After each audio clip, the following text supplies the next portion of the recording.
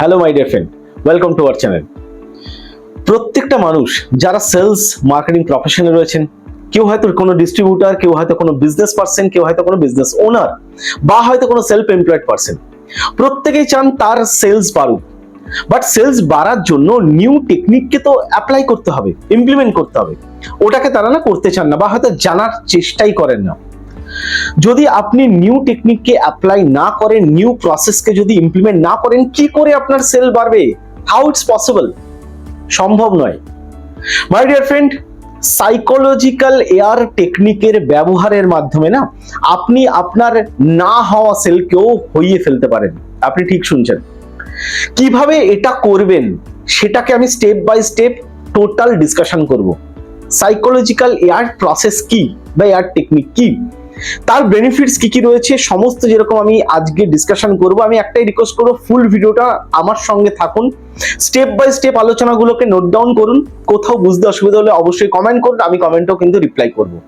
আর যদি আমাদের ফ্যামিলির এখনো পার্ট নাও হয়ে থাকেন, তাহলে একটাই কথা বলবো, আমাদের পরিবারের সদস্য হতে চ্যানেলকে কিন্তু সাবস্ক্রাইব করতে ভুলবেন না। সাবস্ক্রাইব করুন, সঙ্গে থাকুন। Let's start. Hello my winner, welcome to Become New. Myself Avik Das. I am a business coach and a sales trainer. Sir Stephen R Covey তার একটি ফেমাস বইতে এই টেকনিক সম্পর্কে না ডিসকাশন করেছেন, সাইকোলজিক্যাল এআর টেকনিক।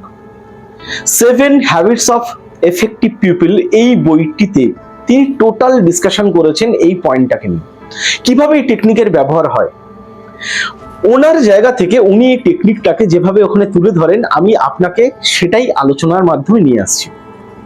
একজন business person sir স্টিফেনকে জিজ্ঞাসা করেন একদিন যে আমি আমার একটা ক্লায়েন্টকে, নিউ ক্লায়েন্টকে বুঝতেই পারছি না, তাকে এতবার এত কিছু বোঝানোর চেষ্টা করছি, তিনি কিছুতেই ডিসিশন নিচ্ছেন না, তিনি কিছুতেই ডিল ক্লোজ করছেন না। কেন করছেন আমি না বুঝতেই পারছি না।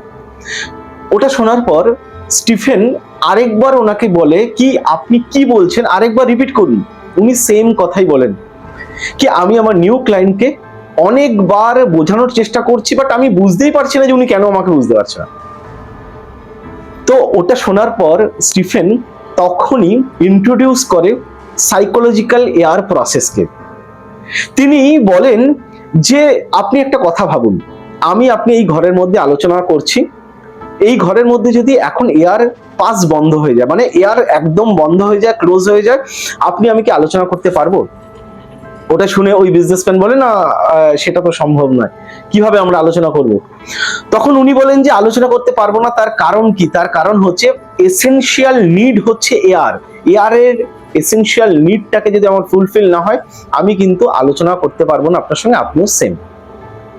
সেরকমই যখন আমরা কারোর সঙ্গে, কোনো ক্লায়েন্টের সঙ্গে, কোনো প্রসপেক্টের সঙ্গে আলোচনা করি, তখন তার এসেনশিয়াল যে ওই এয়ার সেটা হচ্ছে একটা সাইকোলজিক্যাল এয়ার। তার মানে সামনের মানুষ এটা চায় কি, তাকে, যে মানুষটা তার সঙ্গে ডিসকাশন করছে, সে একটু বুঝুক, তার কথা শুনুক, তাকে রেসপেক্ট করুক, তাকে গুরুত্ব দিয়ে লিসনিং করুক, এবং তার সঙ্গে ফ্রেন্ডলি বিহেভিয়ারের মাধ্যমে তাকে একটু হেল্প করুক।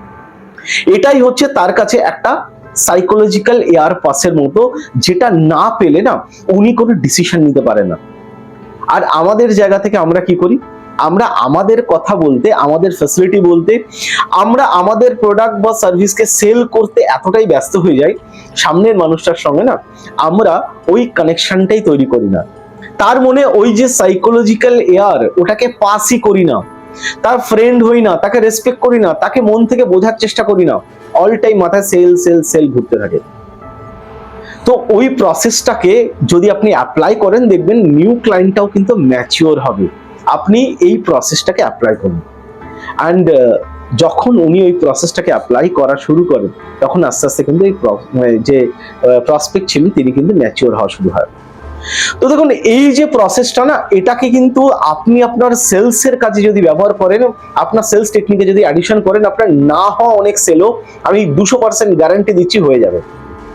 যদি আজকের এই সাইকোলজিক্যাল এআর টেকনিকটি আপনার শুনে ভালো লাগলো, নতুন কিছু পেলেন, কমেন্ট করে জানান কি ভালো লাগলো। আমি কিন্তু আপনার কমেন্টের অপেক্ষায় থাকবো। আর যদি ভিডিও ভালো লেগে থাকে, ভালোবাসা দেখাতে লাইক করতে ভুলবেন না। সো দেখা হচ্ছে নেক্সট ভিডিওতে। Thank you so much.